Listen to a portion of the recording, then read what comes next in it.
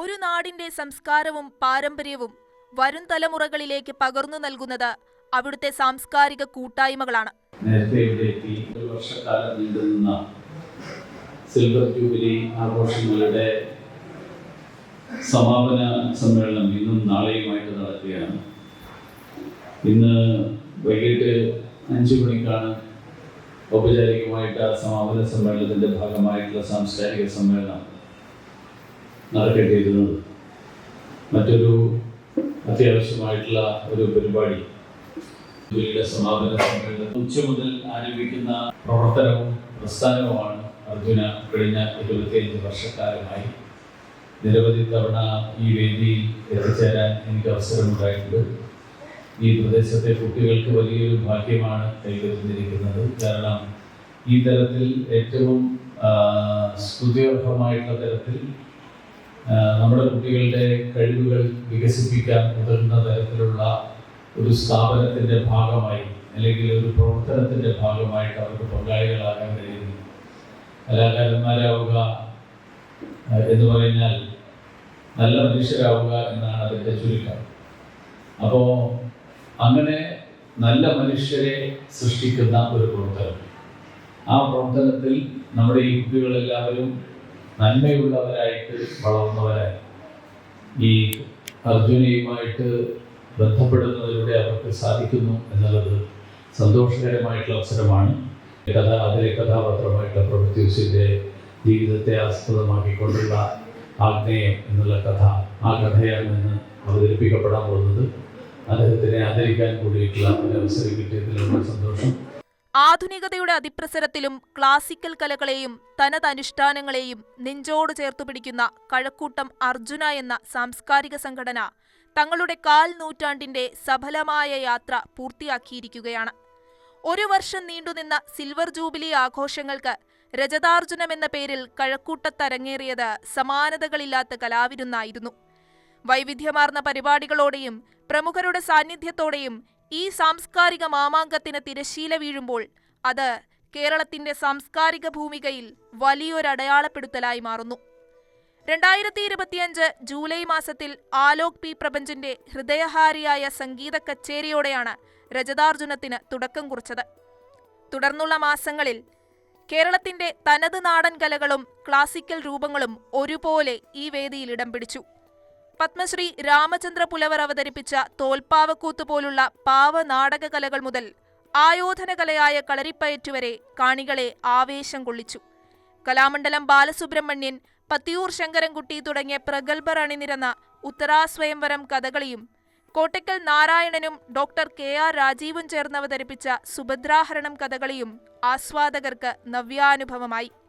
കലാമണ്ഡലം വിഷ്ണുഗുപ്തയുടെ ശീതങ്കൻ തുള്ളൽ, പാറശാല ശിവപ്രസാദിന്റെ പുല്ലാങ്കുഴൽ നാദം, പാലക്കാട് വെള്ളിനേഴി സംഘത്തിന്റെ അയ്യപ്പൻ പാട്ട്, തോന്നയ്ക്കൽ മണികണ്ഠന്റെ വിൽപ്പാട്ട്, പൊറാട്ടുകളി, ഹരി സന്തൂറിന്റെ സന്തൂർ കച്ചേരി, മാർഗിയുഷയുടെ നങ്ങ്യാർകൂത്ത് എന്നിവയും ഈ സാംസ്കാരിക യാത്രയ്ക്ക് മാറ്റുകൂട്ടി.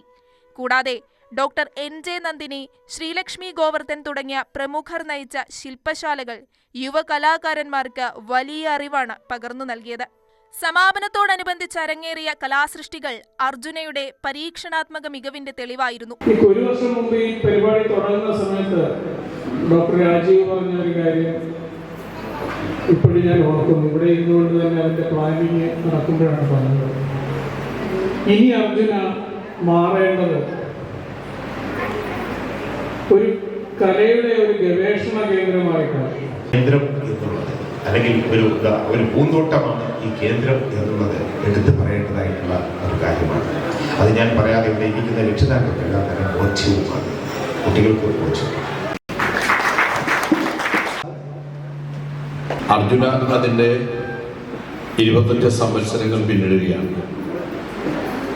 അതിൽ 10 വർഷക്കാലം അർജുനയുടെ എല്ലാ പ്രവർത്തനങ്ങളിലും പങ്കാളിത്തം വഹിക്കാൻ സാധിച്ച ഒരു പൊതുപ്രവർത്തകൻ എന്നുള്ള നിലയിൽ ഈ 25ാം വാർഷികാഘോഷത്തിൽ പങ്കെടുക്കുമ്പോൾ വളരെയേറെ സന്തോഷവും അതിനേക്കാൾ അഭിമാനവുമാണ്.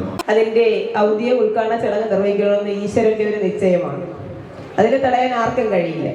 അദ്ദേഹം പറഞ്ഞു, കഴക്കൂട്ടത്ത് എപ്പോഴും കലാകാരന്മാരെ പ്രോത്സാഹിപ്പിച്ചു കൊണ്ടേയിരിക്കുന്നു, ഒരു മാറ്റവുമില്ല. അത് മാത്രമാണ് ഇവിടെ അവരുടെ പണിയുന്നത്.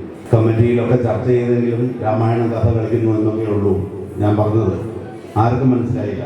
പക്ഷെ ഞാൻ ബോധപൂർവം ഒരു കൊല്ലം മുമ്പ് തീരുമാനിച്ച കാര്യമാണ്. സ്വരം നന്നാവുമ്പോൾ പാട്ട് നിർത്തുന്നൊന്നുമില്ല. ഞാൻ ഉണ്ടാവും. പക്ഷേ അഭിഷേകം ചെയ്യുന്ന ഇന്ന് അർജുൻ്റെ തലയിലാണ്. ഈ അർജുനയുടെ സന്ദേശം.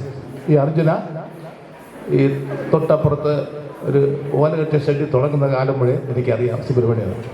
അത് 2 കുട്ടികൾ വെച്ച് തുടങ്ങിയതാണ്. എൻ്റെ പുറത്ത് 2000 പേരായി. മനുഷ്യനിങ്ങനെ ഭിന്നിച്ചു നിൽക്കുമ്പോൾ ആ ഭിന്നിച്ചു നിൽക്കുന്ന മനുഷ്യരെ ഒരുമിപ്പിക്കാൻ, ഒന്നിപ്പിക്കാനുള്ള അപാരമായ ശക്തി അത് കലയ്ക്കുണ്ട്. അത് കലയ്ക്ക് മാത്രമേ ഉള്ളൂ. അതാണ് കലയുടെ പ്രത്യേകത. കലയുടെ ഏറ്റവും വലിയ സവിശേഷത അത്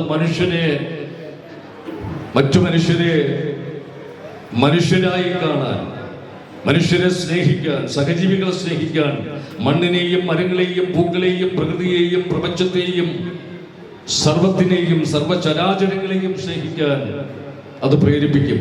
അതുതന്നെയാണ് കലയുടെ ഏറ്റവും വലിയ ശക്തി.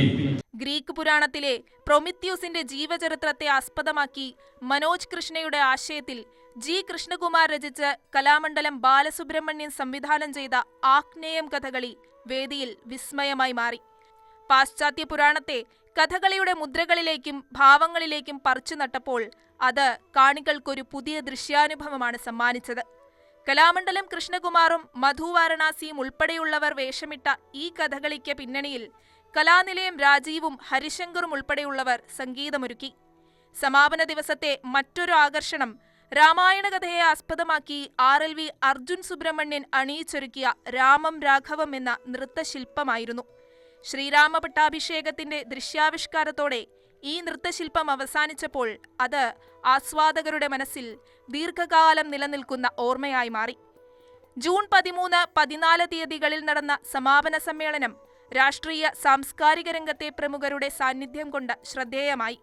വി മുരളീധരൻ MLA, കടകംപള്ളി സുരേന്ദ്രൻ, കഴക്കൂട്ടം പ്രേംകുമാർ തുടങ്ങിയവർ പങ്കെടുത്ത ചടങ്ങിൽ പ്രദേശത്തെ ഉന്നത വിജയം നേടിയ വിദ്യാർത്ഥികളെ ആദരിക്കാനും സംഘാടകർ മറന്നില്ല. അദ്വൈത് കൃഷ്ണന്റെ തായമ്പകയും നാദസുധാരസം സംഗീത പരിപാടിയും സമാപന ചടങ്ങുകൾക്ക് ഭക്തിയും ആനന്ദവും പകർന്നു. കലയെ കേവലം വിനോദോപാധിയായല്ല, മറിച്ച് സമൂഹത്തെ ഒരുമിപ്പിച്ചു നിർത്തുന്ന കണ്ണിയായാണ് കഴക്കൂട്ടം അർജുന വിഭാവനം ചെയ്യുന്നത്. 1/4 നൂറ്റാണ്ടിന്റെ ഈ സാംസ്കാരിക സപര്യ വരും തലമുറകൾക്ക് പൈതൃകം കൈമാറാനുള്ള വലിയൊരു പ്രേരണയായിരിക്കുമെന്നതിൽ സംശയമില്ല. കൂടുതൽ വാർത്തകൾക്ക് news 18 Keralam YouTube channel subscribe ചെയ്യുക.